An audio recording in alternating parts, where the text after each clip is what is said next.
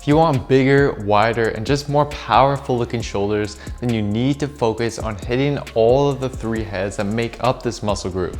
Because adequately targeting and growing the front, the middle, and the often neglected rear delts really is the key when it comes to creating that 3-dimensional rounded look with your shoulders.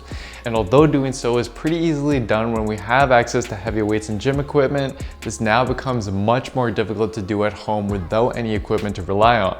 But by simply knowing what each head is responsible for doing, we can then determine what bodyweight shoulder exercises can be used to effectively train each of these heads without the use of heavy weights. And in this workout, I'll show you not only what those exercises are, but I'll also show you how to properly progress each of them such that you can continue to grow your shoulders over time as you get stronger, and all in the comfort of your own home. The first exercise we'll use here are pike push-ups to mainly target the front portion of your shoulders, which is responsible for moving your arms forward and pressing them overhead just as we're doing here. As you can see here, due to the similar mechanics of both exercises, this exercise can effectively replace the heavy overhead shoulder pressing movement that we typically perform in the gym to target this portion of your shoulders. To perform them, start out in a push-up position and then move your hands closer to your feet while keeping your legs straight until your body makes an upside down V shape. Then simply bend your elbows and lower your upper body until the top of your nose nearly touches the floor. And then press up by using your shoulders to return your hands back to the top position.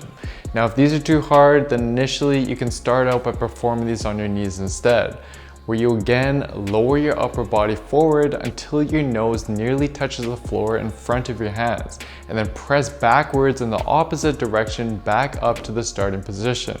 And then you want to progress to the standard version. And then to progress even further from there, you can first elevate your feet up to the edge of a platform and then perform your reps on that. And then over time, gradually move your hands closer to your feet to make the movement even more difficult.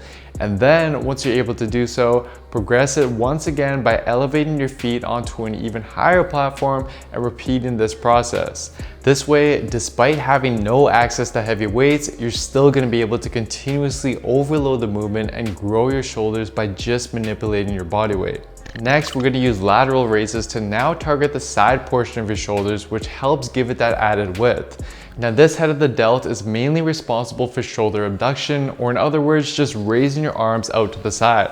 But given that we don't have weights to perform traditional lateral raises with, we can compromise by using our body weight instead.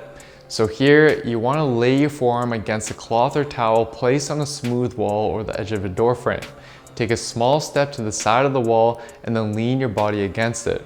And then you simply want to mimic a side lateral raise by sliding your forearm up and down to raise your body back up and down to the starting position. To make these easier, you can initially stand closer to the wall and use less of a lean.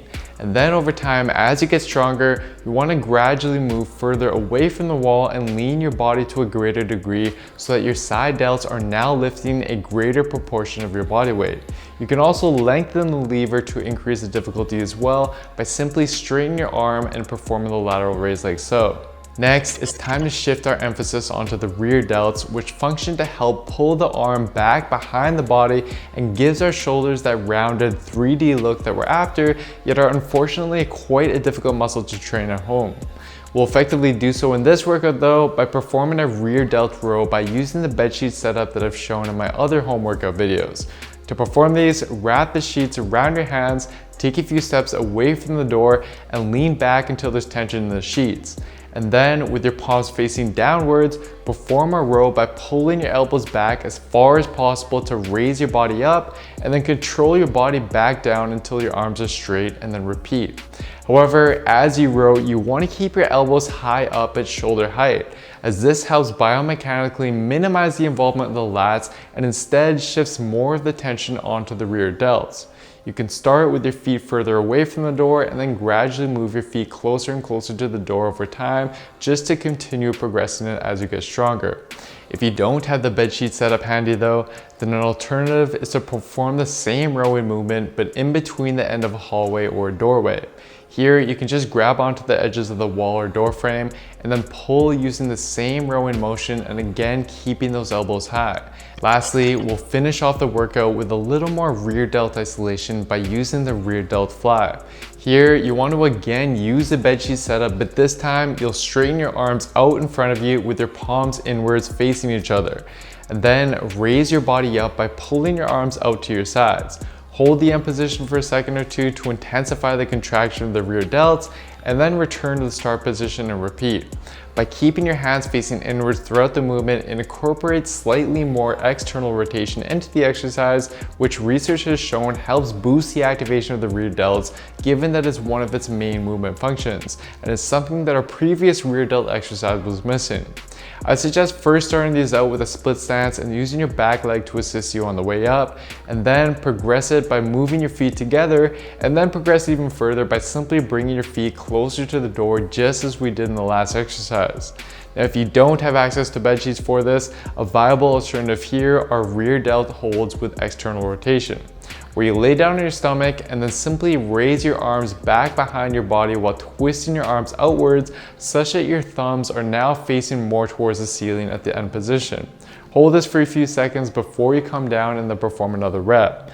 This does effectively incorporate the various movement functions of the rear delts, but obviously it becomes problematic to overload with weight as you get stronger. But as a compromise, I suggest using a combination of holding that end position for a longer pause, adding an additional load by using a band, or even holding onto weights like water bottles, for example, just to ensure that you're still progressing over time. So to sum the video up, here is what your home shoulder workout could look like. Now, this can be performed all in one as a shoulder workout on its own, but I'd recommend instead splitting the exercises up into at least 2 days throughout the week by using an upper-lower split, for example, in order to better manage the training volume and frequency. As for reps, ideally you want to use a rep range of roughly 10 to 15 reps per set, but worry less about the rep range and instead focus on taking each set of the workout either to failure or a rep or two short of failure in order to maximize growth despite having no access to heavy weights. And then once you can perform more than roughly 30 reps per set in any of the exercises, you want to then progress to a harder variation that is provided for each movement in order to continue maximizing growth over time.